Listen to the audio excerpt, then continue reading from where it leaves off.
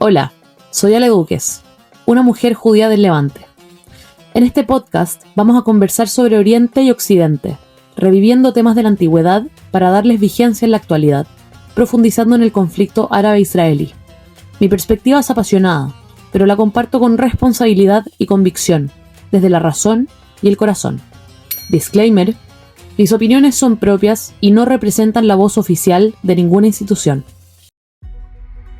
Hola mis queridísimos levantinos, no saben la alegría que es estar acá reestrenando este espacio que es tan cercano a mi corazón, Levantinas Podcast, y con un tremendo capítulo que es una modalidad nueva, de hecho en el podcast. Estamos de reestreno de podcast y además estrenando esta nueva modalidad, así que estoy en las nubes, estoy muy feliz, me alegro mucho también que nos han llegado mensajes todos estos meses diciendo: queremos que vuelva Levantinas, nos encantaba el podcast y queremos volver a escuchar todo lo que tienen para decir respecto de todos estos temas, de todo lo que es esto, ¿cierto? De todo lo que es nuestro. Así que aquí estamos de vuelta con un capítulo de reestreno. Y les cuento que este capítulo es muy especial por muchas razones, no solamente porque es el reestreno, no solamente porque es una nueva modalidad con invitado, sino por el tema del que vamos a hablar en este capítulo. El 18 de julio, ahora recién, se conmemoraron 30 años del atentado terrorista a la AMIA y tuve la suerte y el honor de estar en Buenos Aires en el acto central de AMIA.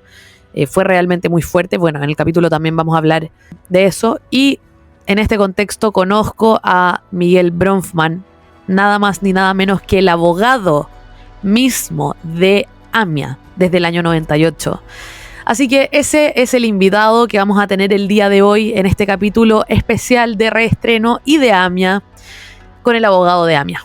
Así que para ir directo al grano, primero lo voy a presentar antes de que él aparezca y voy a leer, porque digamos que estamos hablando de una persona que ha tenido una carrera profesional súper extensa y que, bueno, ya van a ver que está lleno de estudios en las mejores universidades del mundo. Y más allá de todo lo que significa que Miguel haya dedicado prácticamente toda su vida a trabajar por la justicia de las víctimas de AMIA, lo hace un ser humano, más allá de abogado, un ser humano sumamente valioso. Así que bueno, abogado graduado de la Universidad de Buenos Aires en el año 96, con especialización en Derecho Penal. Trabajó en distintos tribunales del Fuero Criminal de Instrucción de la Capital Federal antes de comenzar el libre ejercicio de su profesión. Desde el año 98 representa legalmente a la Asociación Mutual Israelita Argentina, AMIA, en los procesos judiciales vinculados con el atentado terrorista del año 1994. Ha sido asesor de la Oficina Anticorrupción del Ministerio de Justicia de la Nación Argentina. Tiene estudios de posgrado en Economía y Finanzas para abogados de la Universidad de Pompeu Fabra, Barcelona, España, el Summer Fellows del Centro para el Estudio de la Democracia y el Estado de Derecho de la Universidad de Stanford, en Estados Unidos, y el programa de especialización en Compliance de la Universidad George Washington, de Estados Unidos también. Suele exponer en diversos foros sobre temas vinculados a la independencia judicial, el Estado de Derecho y el terrorismo. Sin más preámbulos, doy la bienvenida a este nuevo capítulo. ¡Vamos! Bueno, Miguel, qué placer más grande, qué honor tenerte acá. Muchas gracias por aceptar mi invitación. Acabo de estar en Buenos Aires. Bueno, nos conocimos en Buenos Aires. Así es. Hola y gracias, antes que nada. Gracias por la invitación. No, gracias a ti por estar acá, porque vamos a tener una conversación súper transparente. Yo creo que va a ser quizás la conversación grabada más actual sobre el caso de AMIA, con nadie menos que el abogado mismo de AMIA. Así que la agradecida soy yo. Y cómo es la vida, que nos conocimos de hecho en Buenos Aires unas semanas atrás, en el edificio de AMIA, cuando yo fui a darle una charla a los chicos de las escuelas de Madrid Gima, allá de la Juventud Judía en Buenos Aires, y justo nos topamos. Así que bueno, ese encuentro fue de pura casualidad. Bueno, Miguel, yo ya te presenté, pero también me gustaría pasarte el micrófono y que nos cuentes quién eres. Bueno, muchas gracias. En cuanto a mi profesión, soy abogado, graduado en la Universidad de Buenos Aires hace ya muchísimos años. No hace falta especificar cuándo. Lo que importa aquí es que soy abogado de la AMIA en las causas judiciales, los expedientes judiciales que tienen que ver con el trágico atentado de aquel 18 de julio de 1994. Yo me incorporé a colaborar con el abogado que representaba la AMIA en aquella época, en 1997 o 98. Allí continué, después en el 2008 creo, quedé yo a cargo del equipo y de la representación legal de AMIA, y desde entonces estoy a cargo yo del caso, o sea que estoy trabajando desde el 97-98 y personalmente a cargo del caso desde el, creo que 2008, por ahí. O sea, un montón de tiempo realmente. Un montón de tiempo y un montón de cosas han pasado en ese tiempo. Y quiero partir disparando con una pregunta más a nivel humano. Siempre cuando yo hablo con personas que vivieron el atentado a la AMIA desde cerca, no necesariamente de manera, digamos, geográfica, que estaban ahí en Pasteur cuando pasó, pero ¿cómo viste ese día? ¿Cuáles son tus recuerdos de ese día, tus primeras reacciones de tu familia, de tu círculo cercano, ese día? ¿Cómo fue para ti? Por supuesto que lo recuerdo perfecto. Yo todavía no estaba graduado como abogado, estaba creo que ya entrando en el último año, pero sí trabajaba en un juzgado criminal en el edificio que acá se conoce como el Palacio de Tribunales, que curiosamente estaba a muy pocos metros del juzgado que tuvo a cargo la causa del atentado desde el primer día. Pero ese día aquí en Buenos Aires era el comienzo de las vacaciones de invierno y yo estaba en mi casa, a unos 8 kilómetros de la AMIA, y todavía a esa hora no me había terminado de levantar y escuché un ruido que me llamó la atención, pero que en el momento no le presté mayor reparo, y recién al rato, obviamente sin internet, sin celulares, recién al rato, por alguna razón cualquiera, prendí la tele simplemente y ahí me enteré.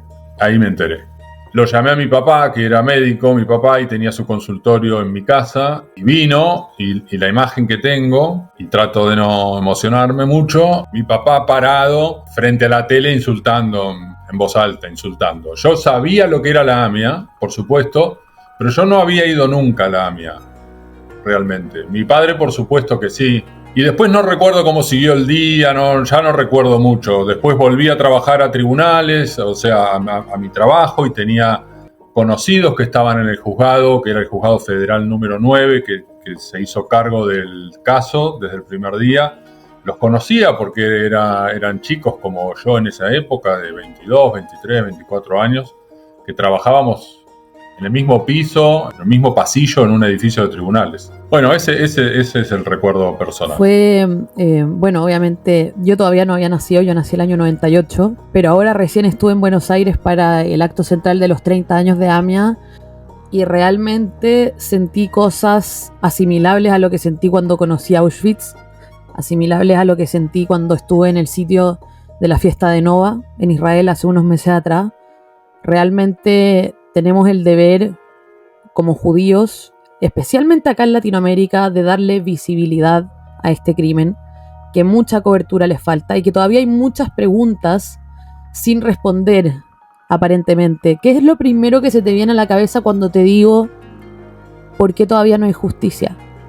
¿Por qué la gente me pregunta a mí como activista en mi rol institucional, me preguntan: Ale, no entiendo esto de que no hay justicia. Hubo un juicio, gente se fue preso. ¿Por qué se dice que no hay justicia? ¿Por qué todavía se reclama por justicia? Cuéntanos de eso. Es muy larga, la respuesta podría ser muy, muy larga, porque son 30 años desde que ocurrió ese hecho tan terrible. Pasaron un montón de cosas, hubo gente que fue investigada, que fue enjuiciada y que luego fue absuelta.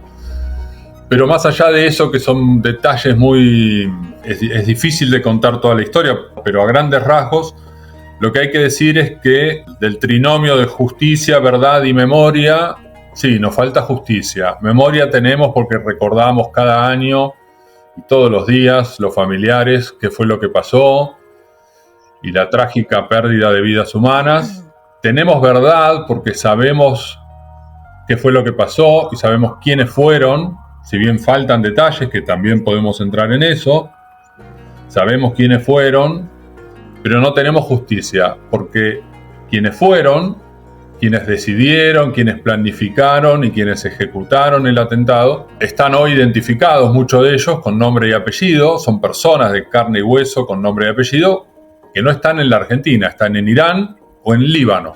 Entonces la justicia, el proceso penal respecto de ellos puede avanzar hasta cierto punto. Si no están presentes en el proceso para defenderse, no se los puede juzgar y no se los puede eventualmente condenar.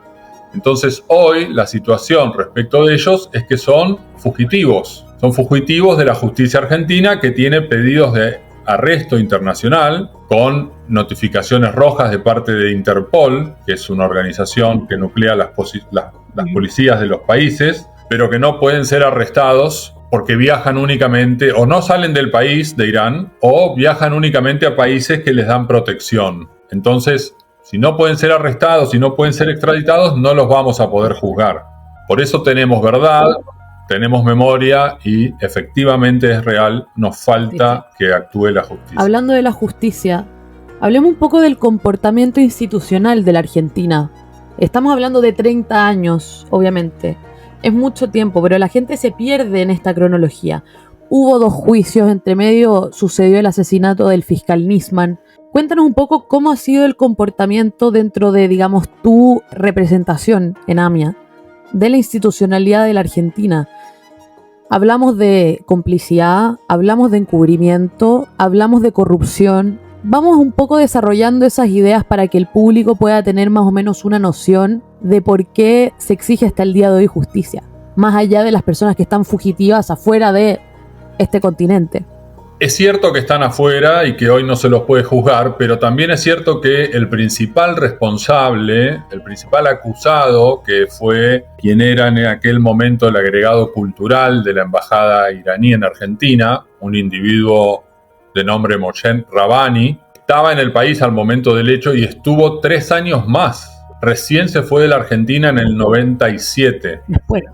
Entonces, es verdad que hoy no están aquí y no se los puede juzgar, pero también es verdad que se perdió la oportunidad en su momento de haber podido tomar otro tipo de acciones. Y por lo menos a Rabbani, que fue el gran coordinador del atentado, de las maniobras de los últimos momentos del atentado, se lo podría haber juzgado a pesar de que tenía inmunidad diplomática. Voy a contar una anécdota breve que ilustra cuál fue el destino de la causa AMIA. Recordemos, tu audiencia seguramente lo sabe, que el atentado a la AMIA fue el segundo atentado que sufrimos en Argentina. 2 años antes... Exacto, ese es un muy buen punto. 2 años antes, el 17 de marzo de 1992, hubo un atentado muy parecido con un coche bomba contra la Embajada de Israel en Buenos Aires. Ocasionó 22 víctimas fatales, decenas de heridos, la destrucción del edificio. En aquel momento, para los servicios de seguridad e inteligencia de la Argentina, el terrorismo internacional y más aún de corte fundamentalista islámico no era una hipótesis que estuviera en el foco de su atención. Y ocurrió el atentado. Claro, y además era muy desconocido, perdón por interrumpirte, pero para comentar esto un segundo y para enriquecer el contexto. Chile y Argentina, nuestra ubicación geográfica, uno pensaría, ¿cómo puede ser que exista yihadismo medio oriental acá en Sudamérica? O sea, para que ustedes sepan, esto, señores, era algo completamente impensado, en términos también de teoría del caso. O sea, el hecho de que estos 2 atentados hayan ocurrido de manera tan seguida y que se le haya adjudicado al islamismo radical, al terrorismo yihadista, era algo completamente impensado a nivel latinoamericano. Y recordamos que, de hecho, AMIA, si no me equivoco, corrígeme, ha sido el atentado en contra de una comunidad judía más grande después del Holocausto y fuera de Israel, con 85 víctimas fatales. Entonces, el contexto que tú das de la Embajada de Israel es importantísimo, porque antes de AMIA ya había un precedente y se hubiese esperado de la institucionalidad argentina que se comportara como tal, teniendo esa experiencia previa del atentado a la embajada. Correcto. Algunos mecanismos se activaron luego de ese atentado, pero se activaron mal. ¿A qué me refiero? Los servicios de inteligencia se pusieron a prestarle más atención a los funcionarios iraníes e hicieron lo que hacen en general los servicios de inteligencia, que es actuar de manera ilegal. Estaba buscando otra manera de decirlo, pero así es como trabajan ellos, es por definición. Cuando uno quiere que un servicio de inteligencia trabaje en el marco de la ley, ahí hay una contradicción que las mejores democracias occidentales todavía no pueden resolver. Un servicio de espionaje, porque eso es el servicio de inteligencia, necesariamente realiza acciones que no están al amparo de la ley. Dentro, digamos, ya en ese ámbito después empieza a haber matices. ¿Qué quiero decir?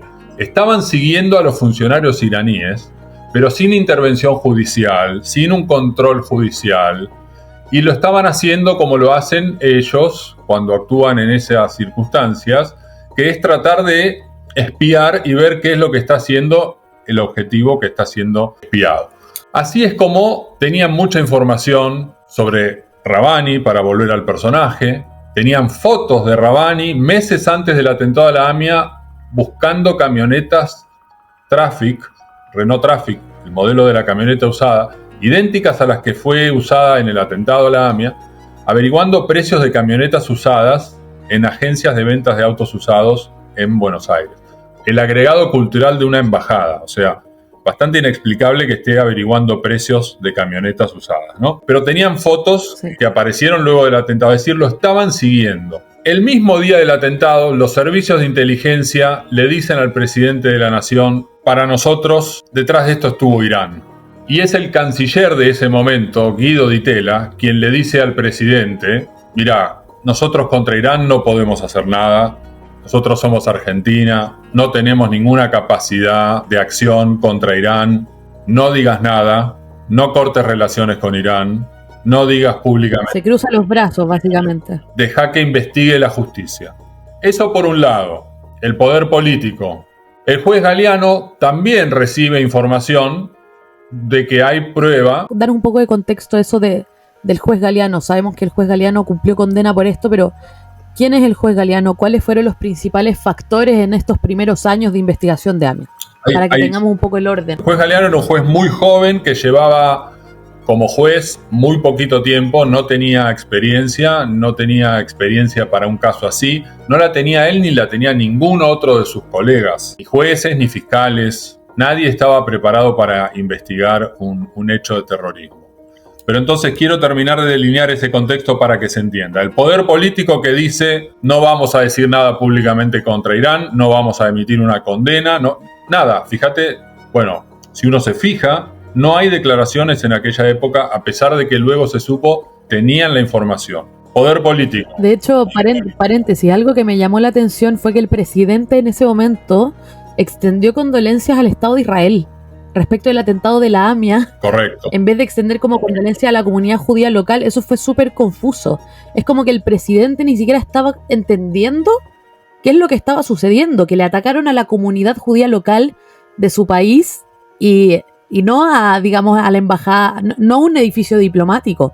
Eso demuestra la desconexión total del poder ejecutivo, bueno, y los poderes del Estado, pero del gobierno de ese momento con lo que sucedió.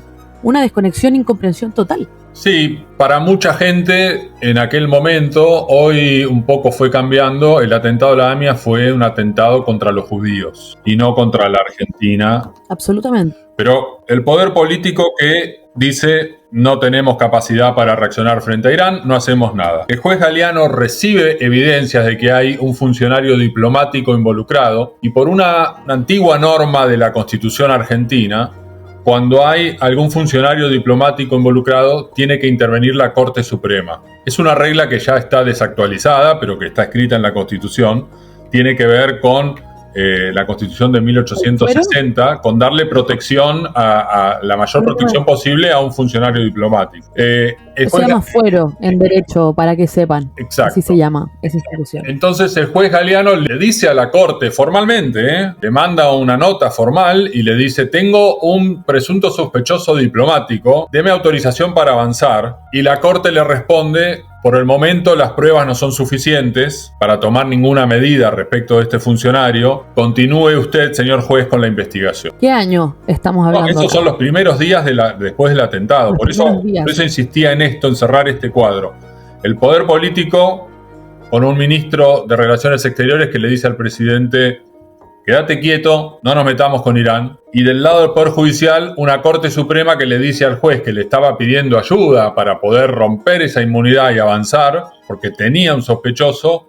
La Corte Suprema le dice: por el momento no, continúe usted su investigación. ¿El resultado cuál es? Que queda un juez solo, investigando un hecho de terrorismo internacional de mayúscula envergadura, sin experiencia, sin recursos y solo. Entonces, cuando uno mira hacia atrás, obviamente que la investigación iba a fracasar, iba a ser lenta, tediosa. Además, con un código procesal penal que ya era viejo también en esa época, que obligaba a hacer un procedimiento por escrito, un expediente en papel por escrito. Es decir... Esta pregunta, ¿se regían bajo el principio inquisitivo procesal penal? Exacto. Es decir, que el juez, para la gente que no sabe de derecho, que está muy bien, el principio inquisitivo básicamente se rige bajo la ley de que el juez debe impulsar la investigación, tiene que ser un juez activo.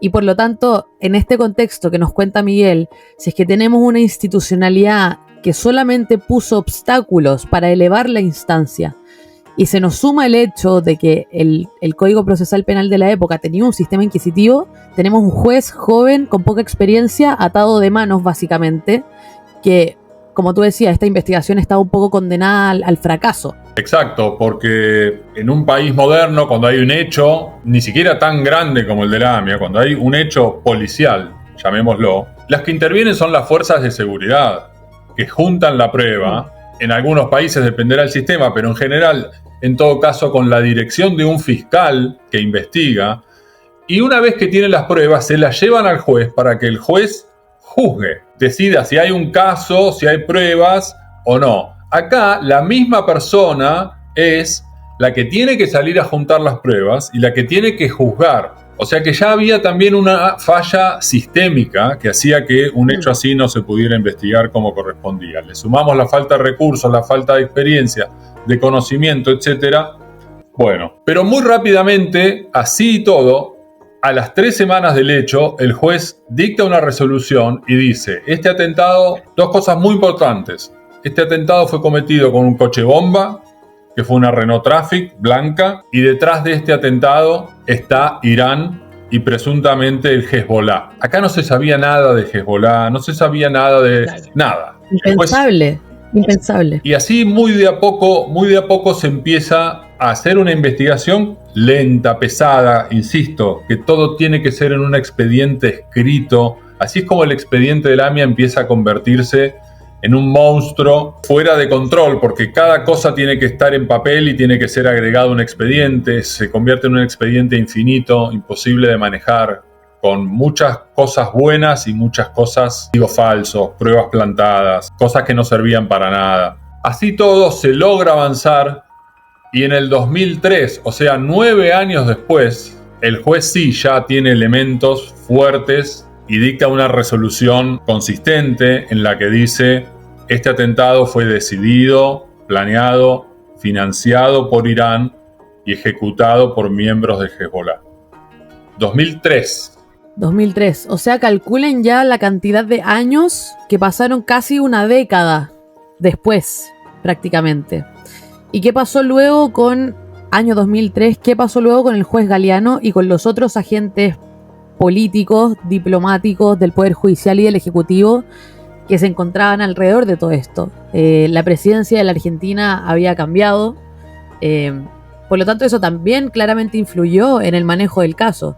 Tú en el año 2003, ya desde el 98, estabas involucrado en el caso, por lo tanto, cuando tú tomaste este caso y te estudiaste este expediente monstruoso, por supuesto, ¿en qué estaba AMIA como institución? ¿Qué estaba pasando con la querella? ¿Qué estaba pasando con el proceso?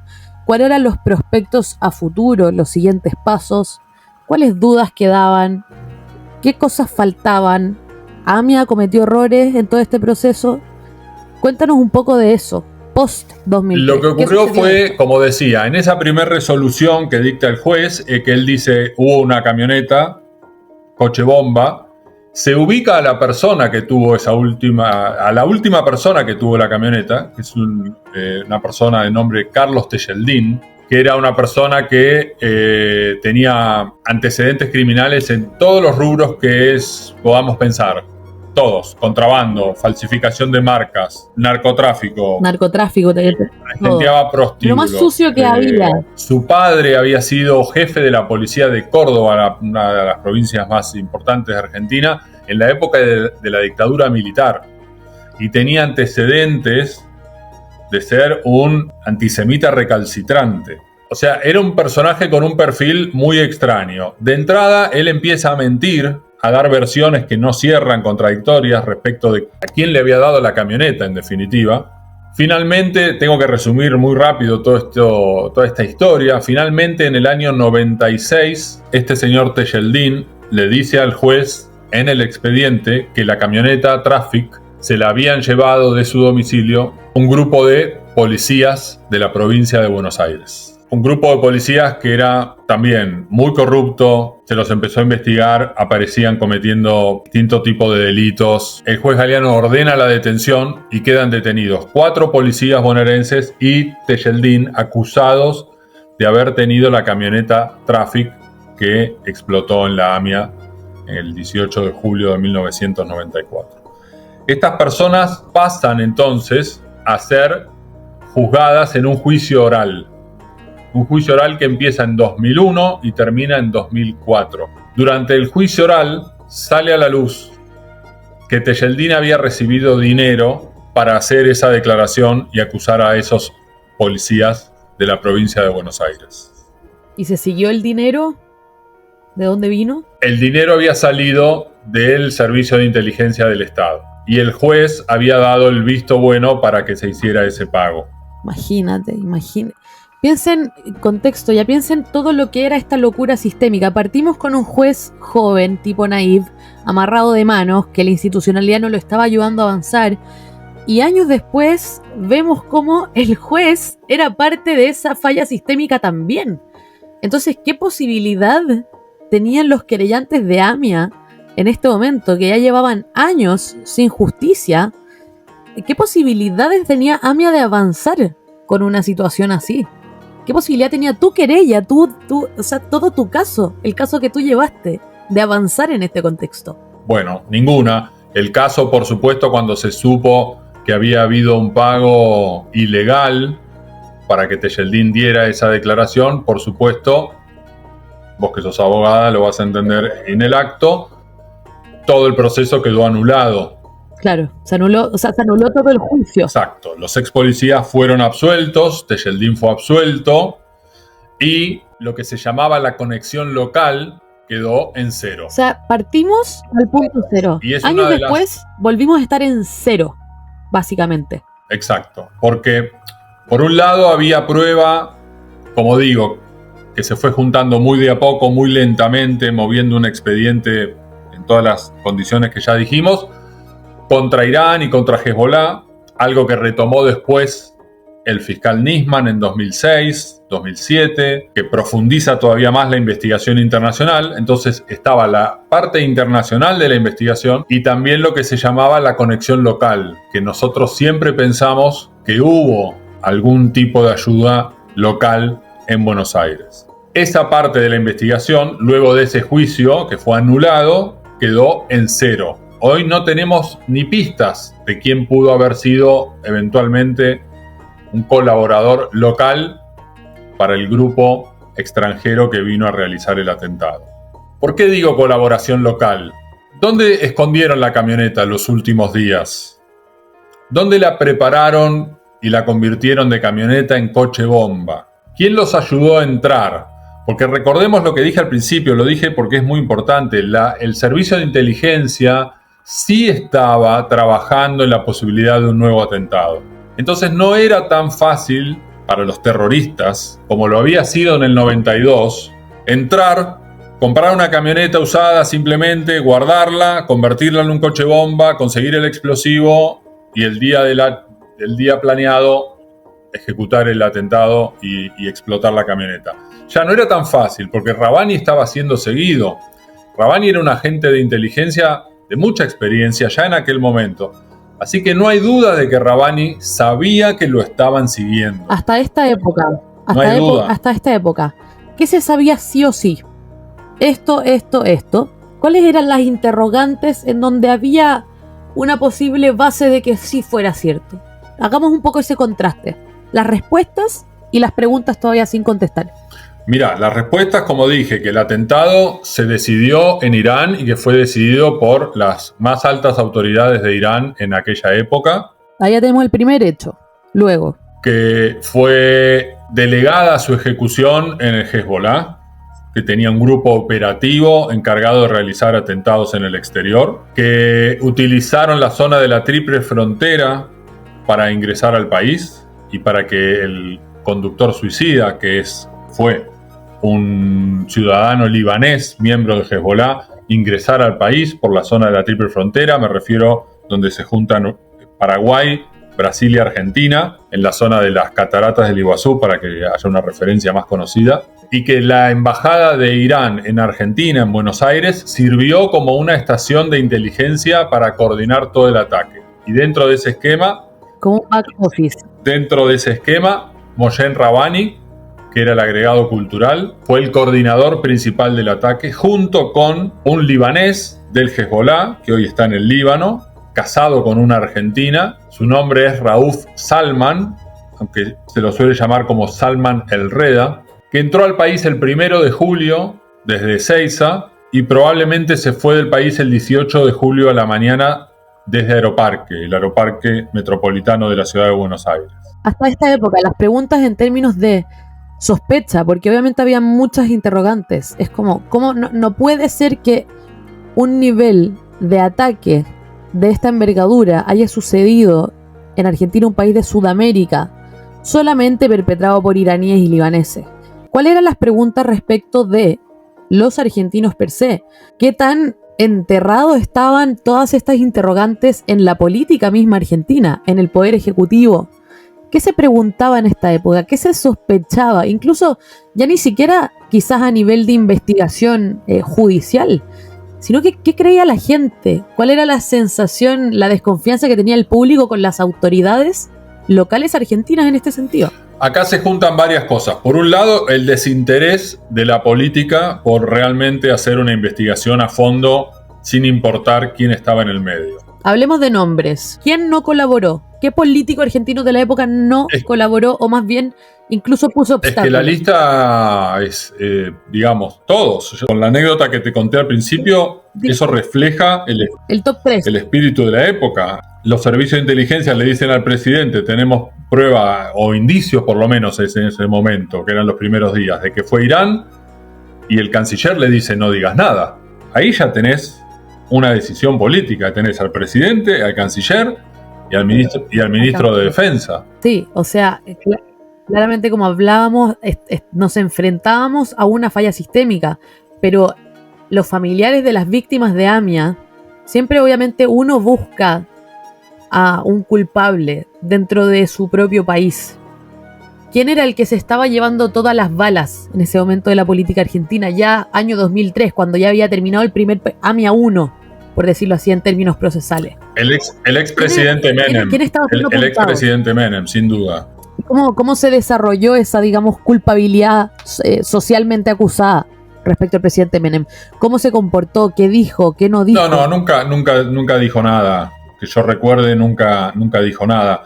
Te voy a decir algo. Mi tarea principalmente siempre estuvo como abogado de AMIA en focalizarnos en hacer que la causa avance y tratar de rescatar lo que se podía rescatar y de lograr lo que se pudiera lograr. Incluso hasta hubo un dirigente comunitario argentino que fue acusado de encubrimiento, que fue absuelto finalmente. Pero yo siempre tuve muy claro... El presidente de Daya de la época. Exacto, que fue absuelto, es importante destacar. Que fue absuelto para dar contexto.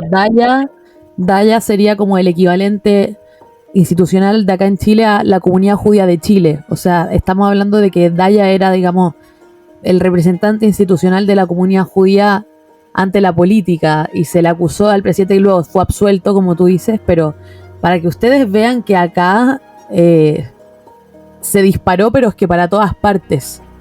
Incluso dentro de la misma comunidad judía también hubo conflictos. Exacto. En relación a las víctimas, a la dirigencia comunitaria. Y acá te quiero preguntar a ti, que me importa mucho para que la gente, digamos, sepa cuál fue el trabajo específico y para que entiendan con quién estoy teniendo la conversación hoy día, que que para mí es tremendo poder estar hablando de esto contigo. ¿Cuál fue tu papel como abogado querellante en el caso? ¿Qué desafíos encontraste en la búsqueda de la verdad, en la búsqueda de la justicia? ¿Cómo fue el proceso? ¿Cómo fue el trabajo? Los desafíos estaban por todos lados porque todo el tiempo había teorías. Yo nunca creí, y hoy, que ya he pasado tantos años, menos todavía, nunca creí en las teorías conspirativas, pero en un caso así está repleto de teorías conspirativas. Porque, por ejemplo, el expresidente Menem era de origen sirio, sus antepasados eran sirios. Sí. Entonces, automáticamente pasó a ser un sospechoso también del atentado. Y la verdad es que Siria, como país, no tiene antecedentes de terrorismo internacional. No hay atentados de terrorismo internacional en los que Siria haya estado involucrado. Nunca, ni uno solo. Mientras que Irán y Hezbollah tienen una lista interminable a esta altura. Y que hoy no hace más que aumentar y aumentar y aumentar, como está a la vista de todos. Sin embargo, para un partidario de una teoría conspirativa, vos sabés que los conspirativistas no necesitan pruebas. Yo soy abogado, yo necesito pruebas. Y si nos ponemos a hablar de pruebas sobre Irán, vamos a hablar de pruebas.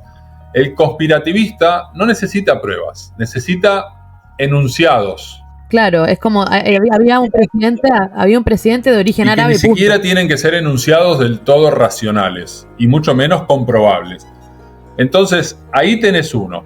A eso se suma algo real. La Argentina venía de una dictadura, no tengo nada que explicarle a ustedes, muy cruenta, donde se había realmente implementado terrorismo de Estado, y las fuerzas de seguridad acá, el ejército, la policía, los servicios de inteligencia, venían de un desprestigio tremendo, puesto que justificado, y de una desconfianza por parte de la población tremenda. Porque esa misma gente eran los que unos pocos años antes eran los represores, los que torturaban, los que hacían desaparecer gente, los que mataban en clandestinidad. Claro, entonces, y de repente estos tenían que ser los justicieros. Es como que al público general no le hacía sentido eso. Bueno, Chile bien conoce esa memoria colectiva también. Exacto. Entonces, Estados Unidos, atentado contra las Torres Gemelas. Madrid, atentado en Atocha. Londres, atentado en el transporte público. A nadie se le ocurrió pensar que tal vez, a ningún inglés, español o norteamericano se le ocurrió pensar que tal vez las fuerzas de seguridad de su propio país estaban involucradas en el hecho. Mientras que acá sí. Claro. Porque además de que todavía estaba el aparato que había sido el aparato represor del Estado, está muy comprobado que todos esos organismos represores, además, tenían una connotación antisemita muy marcada. Está lleno de testimonios que dan cuenta cómo los detenidos desaparecidos judíos en la dictadura militar argentina sufrieron especialmente por su condición de judíos. Las torturas eran peores, los asesinatos eran peores, etc. Entonces, esas fuerzas de seguridad represoras y antisemitas eran las que ahora estaban a cargo de la investigación. Exacto, público chileno entiende el contexto. La dictadura militar en Chile de Pinochet no estuvo especialmente marcada por una línea nazi. En cambio, en Argentina, que bueno, la situación de inmigración post Segunda Guerra Mundial fue una cosa completamente distinta, ¿cierto? Eichmann vivía en Argentina, el Mossad lo apresó en Argentina, o sea, la dictadura militar en Argentina estuvo inminentemente marcada por una línea, como bien dices tú, de un corte mucho más antisemita. Entonces, ustedes que están escuchando, vayan sumando a la pila de cosas que hemos estado dando como contexto. Como decía antes, los agresores, los grandes agresores de la dictadura militar, incluso en contra de los judíos, como yo no sabía esto, este dato me lo diste tú, que hubo, digamos, torturas especiales deliberadas contra los detenidos judíos. Estas eran ahora las personas que tenían que hacer justicia por y para los judíos. O sea, imagínense ustedes, los que están escuchando, la inoperancia institucional que esto puede producir y la falta también de voluntad por ese antisemitismo tan intrínseco de querer hacer justicia. Entonces, ¿qué se hace? Tú, Miguel, abogado querellante de AMIA, ¿qué haces tú acá en este desastre institucional? Bueno, lo que te decía, tratar de rescatar lo que se pudiera rescatar, y creo que lo que logramos es que hoy está muy consolidada la acusación contra Irán, contra miembros de Hezbollah. Tenemos los pedidos de captura internacional y lo que nos falta es, yo lo llamo grandes detalles. Parece una contradicción, es a propósito ¿Dónde estuvo la camioneta los últimos días? Sabemos que el atentado fue el 18 de julio. Sabemos que este sujeto, Tejeldín, la entregó el 10 de julio. Después la camioneta reaparece el viernes 15 de julio, o sea, el viernes anterior al atentado, que fue un lunes a la mañana, reaparece en un estacionamiento a 4 cuadras de la AMIA, viernes a la tarde. Sabemos que ese fin de semana la camioneta salió de ese estacionamiento y los expertos nos han explicado que el explosivo se acondiciona como máximo 48 horas antes del momento del hecho, porque si no el explosivo en contacto con el aire se puede degradar, se puede inutilizar. O sea que ese fin de semana la camioneta fue convertida en un coche bomba. Y no puede haber sido a muchas cuadras de la AMIA, porque nadie puede trasladarse grandes distancias con 300 kilos de explosivo, que es la carga estimada que llevaba el coche bomba. Entonces, ¿dónde se armó esa camioneta? ¿Dónde estuvo? Bueno, esas son las cosas que todavía nos desesperan y que cuando a mí me preguntan, yo soy sincero, ya no soy muy optimista. ¿En el esclarecimiento te refieres tú? ¿O en la justicia? Sí, en el esclarecimiento. Me cuesta creer que pueda ser información que todavía pueda ser descubierta. Ojalá que yo esté equivocado, ojalá, desde ya. Pero esas son las cosas que nos faltan saber. Como decía, sabemos que el grupo operativo entró el 1 de julio, que Rabani estaba coordinando, se fueron el 18 de julio desde Aeroparque, pero todavía nos faltan esos movimientos. Estos grandes detalles, ¿tú crees que el fiscal Nisman los descubrió?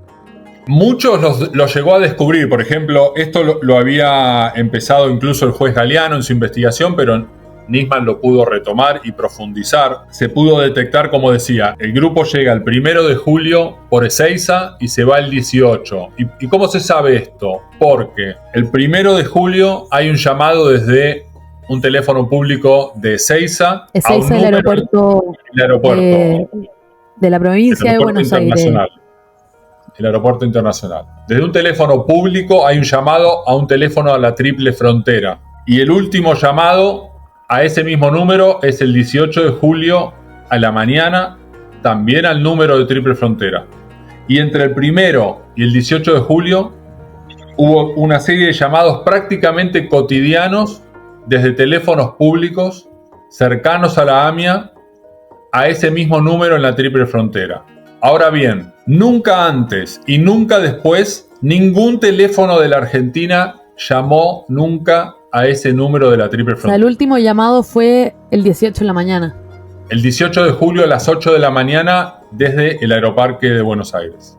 Evidentemente ya estaba todo listo y los coordinadores del ataque se estaban yendo. ¿Qué descubrió el fiscal? ¿Qué decía? Porque mucho hablaba el fiscal en los medios también, el fiscal Nisman, respecto de la expresidenta Cristina Fernández. ¿Qué podemos decir, comentar de eso? Él hizo una denuncia. Recordemos para la gente también que el gobierno de Cristina Fernández en 2013 firmó un pacto con Irán. Se lo conoce como Memorándum de Entendimiento con Irán, supuestamente para trabajar en favor de resolver el caso de la AMIA. Nosotros, la AMIA y yo personalmente, nos opusimos a ese acuerdo, lo llevamos a tribunales diciendo que era inconstitucional y después de pelear durante 2 años, una corte federal nos dio la razón y anuló ese acuerdo internacional. Años después de eso, a nosotros no nos interesaban y no nos metimos tampoco en los motivos de ese acuerdo. Nosotros lo que decíamos era, esto es inconstitucional y no queremos que el país acusado de haber puesto la bomba se siente a una mesa a ayudarnos a esclarecer el acto.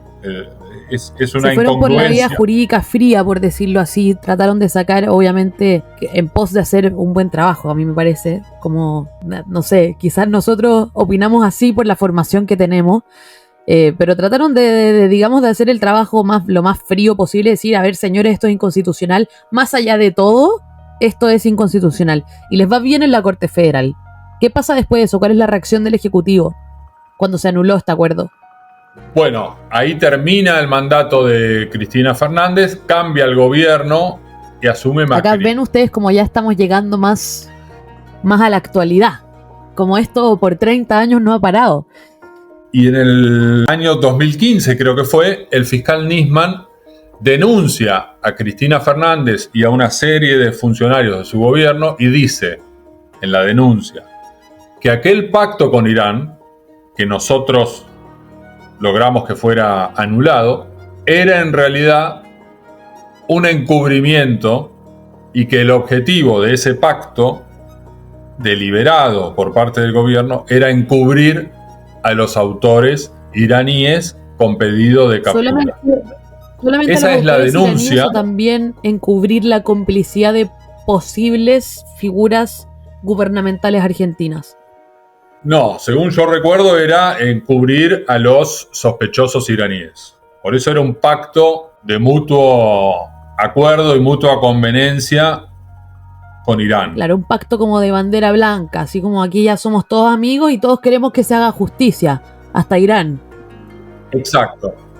Y mientras tanto, te levanto los pedidos de captura y las notificaciones rojas de Interpol, así ustedes pueden viajar tranquilos por el mundo y no son perseguidos. Esa denuncia hoy, después de muchas idas y vueltas, está abierta y en algún momento debería empezar un juicio oral contra la expresidenta y los exfuncionarios que fueron acusados. O sea, esa causa judicial hoy está abierta. Nosotros no intervenimos, así que yo no sé tampoco bien los detalles, pero esa causa hoy está abierta. ¿El está caso pendiente. AMIA hoy por hoy tiene juez designado?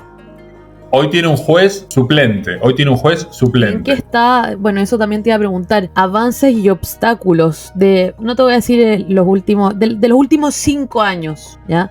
O más bien, pongamos como fecha el año 2015 en donde asesinan al fiscal Nisman.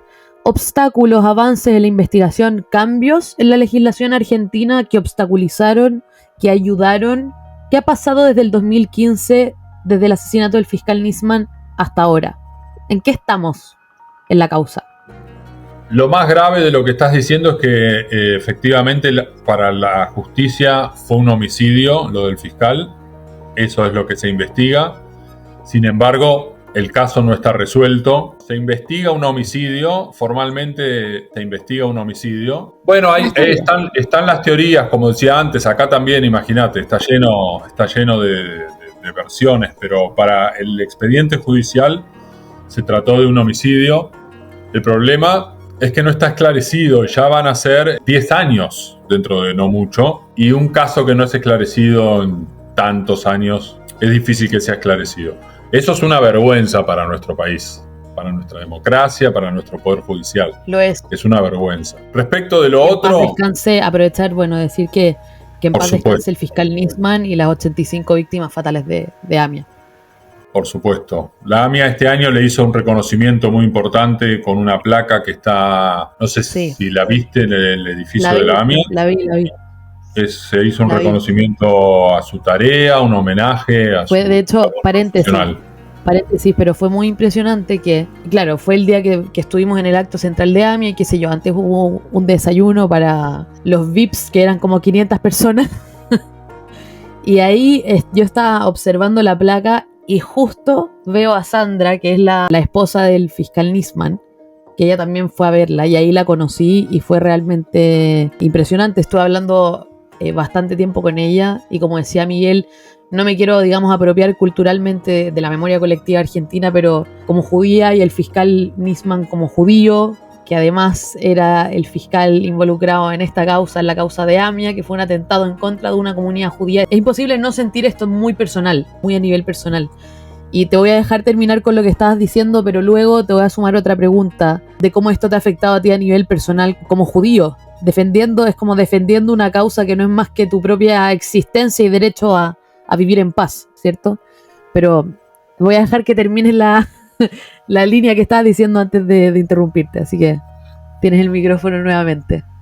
Decía que no ha habido grandes cambios. Nosotros seguimos reclamando por una ley antiterrorista, moderna, actual.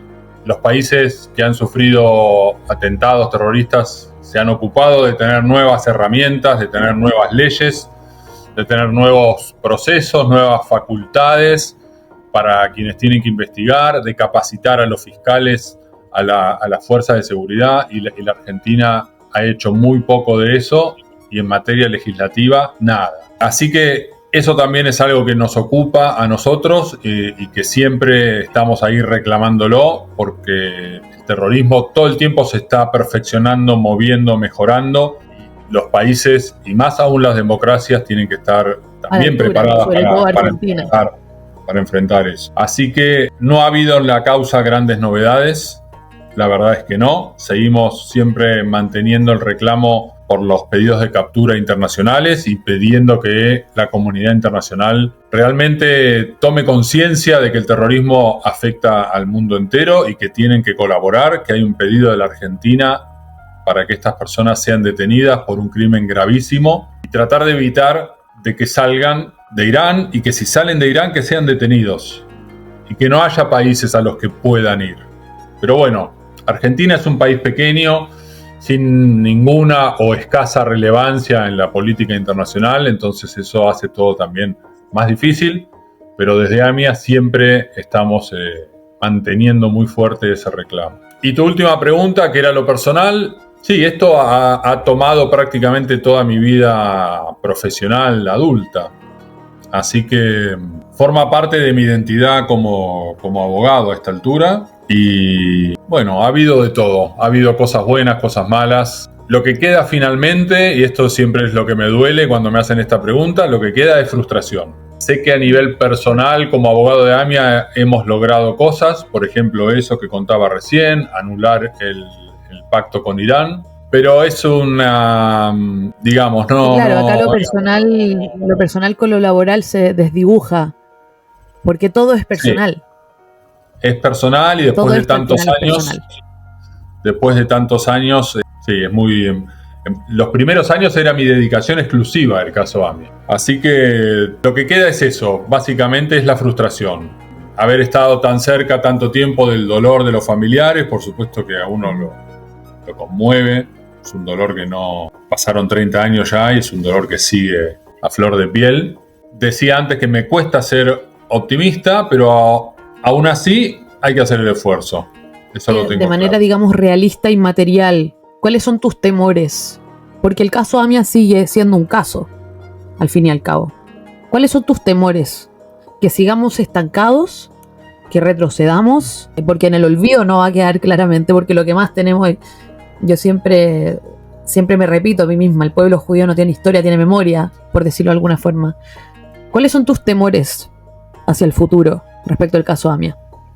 Mirá, cuando se firmó el pacto con Irán, hubo claramente un intento de borrar todo y desligar a Irán de toda culpa. Así que sí, es una preocupación para nosotros que esto en algún momento vuelva a cero, por decirlo de algún modo. Que caiga en el olvido, como no. Ya sucedió después de, digamos, AMIA 1, que todo volvió a cero, que se anuló el juicio. Exacto. ¿Tienes como ese temor hoy en día de Lógico. Que la causa no pueda seguir avanzando por trabas institucionales, políticas, lo que sea? Tú como mismo abogado querellante, como abogado de AMIA, ¿temes de no poder hacer tu trabajo? ¿Me explico con la pregunta? Sí. Digamos, por un lado hay que ser realista y saber que 30 años después de un hecho es poco lo que se puede hacer en términos de investigación. Hay que ser realista, y yo esto lo digo con todas las letras. Son 30 años, es difícil en términos de investigación lograr avances, lograr cosas nuevas, cosas que no se hayan hecho o que estén olvidadas. Es difícil. No quiero decir imposible, pero es difícil. Porque todavía puede haber algún testigo arrepentido que aparece, un ex informante de los servicios de inteligencia, etc. Puede haber. Por eso no digo imposible, pero dejo un porcentaje bajo para que eso ocurra. Pero dentro de esa imposibilidad y de esa frustración siempre hay algo de luz. Y bueno, el hecho de que tú hoy día estés siendo entrevistado por mí como el abogado de AMIA, alguien que se ha dedicado al caso desde el año 98, si es que llevas todos estos años en esto, es porque ves luz, finalmente. Es porque ves esperanza. Es porque todavía crees en esta causa. ¿Qué mensaje en ese sentido te gustaría dejar a nuestros oyentes sobre la justicia, sobre la memoria histórica, sobre lo que falta por hacer quizás sobre que hay un equipo legal detrás de AMIA que lleva décadas que no se ha rendido. Asesinaron a un fiscal judío que investigaba el caso el año 2015, pero ahí sigue la intención de hacer justicia y de mantener esta memoria. ¿Cuál es tu mensaje como Miguel? No como abogado de AMIA, sino como Miguel, una persona que estuvo conectada a nivel personal, emocional con este caso. ¿Qué quieres dejar para nuestros oyentes y para cerrar este capítulo? Quiero dejar que ante la tragedia hay que, como hizo la AMIA, que se reconstruyó el edificio en el mismo lugar que vos conociste, que tú conociste, ante la tragedia y como lo demuestra Israel luego del 7 de octubre, no hay alternativas y no hay opciones. Hay que levantarse y hay que seguir y dar la pelea. Y la pelea ocurre en distintos ámbitos y distintos lugares y todos la podemos dar desde nuestro lugar. Creo que no hay alternativa, hay que hacer lo que hay que hacer, hay que cumplir con el deber. Respecto del caso AMIA puntualmente, uno de los fugitivos, por ejemplo, en el año 2011 fue a Bolivia, un país hermano de la Argentina, vecino y hermano. No hablemos de los gobiernos, los mandatarios, hablemos del país. Un país hermano como lo es Chile, como lo es Uruguay, como lo es Brasil. Eso no puede ocurrir, Entonces, los fugitivos están activos, la posibilidad es baja, pero existe de que alguno sea arrestado algún día y sea extraditado y sea juzgado. Entonces, ¿quedan motivos para seguir intentando y seguir peleándolo? Sí, con realismo. Las chances son pocas. Yo no puedo estar engañando a la gente o engañando a mi cliente, en definitiva, que es la AMIA. Son pocas, pero existan, y mientras existan, ahí tenemos que estar. Bueno, yo quiero agregar, Miguel, a ese mensaje para que la gente entienda y que se lo grabe muy bien. El terrorismo que mató a 85 personas en AMIA hace 30 años atrás es el mismo terrorismo que intentó asesinarnos hace 9 meses en Israel. Hamas y Hezbollah comparten los mismos objetivos oscuros, siniestros, que no solamente es destruir a nuestro pueblo, al pueblo judío, sino que en definitiva están en guerra con el mundo libre, con el mundo democrático, con el mundo pluralista, civilizado. Todo lo que no sea como ellos lo quieren destruir, lo quieren llevar a las cenizas. AMIA demuestra eso, y el pogrom del 7 de octubre en Israel también demuestra eso. Así que no se confundan, señores, que esto no se trata de política, por más de que ustedes crean que a veces se trata de política. Esto va mucho más allá. Estamos hablando de una ideología genocida que está instalada hasta los huesos y que ataca y ataca y ataca. Y Argentina, lamentablemente, una gran nación, a mi parecer, fue atacada en su tejido mismo 2 veces seguidas por este terrorismo. 2 veces. Y hasta el día de hoy falta justicia. Miguel ha dedicado su vida entera a la búsqueda de esta justicia. Y hoy día está acá sentado dando sus opiniones con franqueza, con apertura, con soltura y transparencia. Y Miguel, te lo agradezco porque una de las formas de luchar en contra de ese terrorismo genocida, es exactamente el trabajo que llevas haciendo tú por décadas y el trabajo que lleva haciendo AMIA y todo su equipo legal por décadas. Te quiero agradecer de todo corazón, como judía, como colega, como todo, como lo que se te ocurra, como chilena, de estar acá. Es realmente un honor para mí y para todas las personas que están escuchando tener 1 hora de grabación en año 2024 del abogado mismo de AMIA. Así que muchas gracias por tomarte el tiempo, muchas gracias por también abrirte y hacia emociones difíciles de verbalizar. Así que eso, Miguel. Así Miguel, es, muchas sí. gracias. Fue un placer, gracias a ti por el profesionalismo y también por la manera en que llevaste la charla. Así que muchas gracias, fue un placer, ojalá sirva y ojalá a tu audiencia le interesen los temas que hablamos. Bueno, Miguel, y antes de finalizar, no puedo sino felicitarte por un nuevo libro tuyo que muy pronto se va a publicar. Te aplaudo de pie. Prefiero tú que cuentes a la audiencia de qué se trata el libro para que, bueno, cuando salga corran a comprarlo, porque me parece que es algo súper necesario, sobre todo hoy. Pero te lo dejo a ti. Cuéntanos un poco de eso. Bueno, el libro va a salir a mediados o fines de agosto. ¿Cómo se llama primero el libro? El libro se llama El odio a los judíos, pasado y presente de una amenaza global. Wow. Editado por Libros del Zorzal, una editorial independiente de Argentina.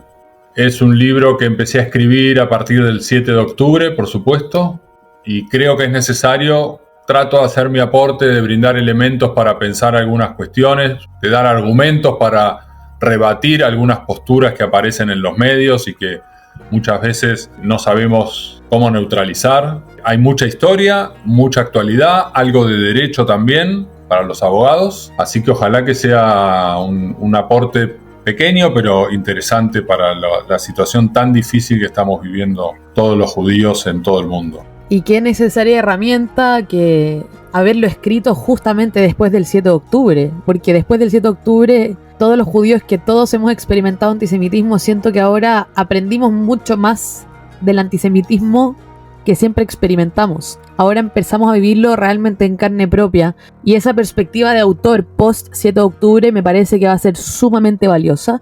¿Cómo lo hacemos para leerlo en Chile? ¿Eso está ya resuelto? ¿O cómo hago? Quiero yo tu libro. Capaz el que me está escuchando también lo quiere. Entonces, ¿cómo lo hacemos para leerlo en Chile? Ojalá que lo quieran. No sé, de eso se encargará la editorial, que supongo que tendrá sus mecanismos de distribución. Pero si no, nos comunicamos entre nosotros y lo hacemos llegar. Y lo que dijiste es algo que tal cual así lo digo yo. Para muchos judíos es la primera vez que experimentamos así. Creímos que esto era algo de la historia, del Holocausto, y no, nos está pasando. Y mi ilusión también es que lo lean no judíos. Claro. Y que tal vez Absolutamente. alguno, otro, unos poquitos cambien su visión de algunas cosas. Ojalá. Mira, todos los no judíos que no se escuchan acá, hay no judíos que seguramente están escuchando este capítulo y que son antisemitas y nos escuchan porque están obsesionados con nosotros. Pero hay otros no judíos de acá que están acá precisamente porque se identifican con nuestra lucha, porque nuestra lucha no es otra cosa que la lucha del mundo libre y del ser humano en su sentido más humanístico. Y esos son los no judíos que están acá. Así que bueno, vamos a hablar cómo traemos tu libro a Chile, pero lo vamos a traer sí o sí. Así que a ustedes, queridos oyentes, los mantendré muy informados de eso. Y bueno, Miguel, te felicito también por eso. Estoy segura que va a ser un éxito y gracias por darnos tu tiempo, tu tinta, tu mente en escribir algo una herramienta que tanto necesitamos hoy en día. Incluso yo, seguramente a mí también me viene de maravilla leer otra mente judía fuera de la mía para no, digamos, encerrarme en mis pensamientos y poder abrirme un poco a otras maneras de abordar el terrible antisemitismo que vivimos hoy día, que por cierto en Argentina es un poco distinto que en Chile, se viven estilos de vida distintos. Pero bueno, Miguel, me alegro mucho por tu libro y nuevamente te felicito. Aprovecho este espacio como siempre para pedir por la liberación incondicional de todos los rehenes, por la rendición incondicional también de Hamás, por el desmantelamiento completo de esta organización terrorista. Así que eso, Am Israel Chai, seguimos con fuerza en Argentina, en Chile, en Israel, en el mundo. Así que nuevamente, Miguel, te lo agradezco, te agradezco tu presencia, estar acá. Y bueno, a todos ustedes que me escuchan por aquí, nos vemos en el próximo capítulo. Gracias por escucharnos. Si te gustó este capítulo, no olvides seguir y compartir Levantinas Podcast. Tu apoyo es el motor de nuestro contenido. Juntos decimos, Hineni, aquí estoy.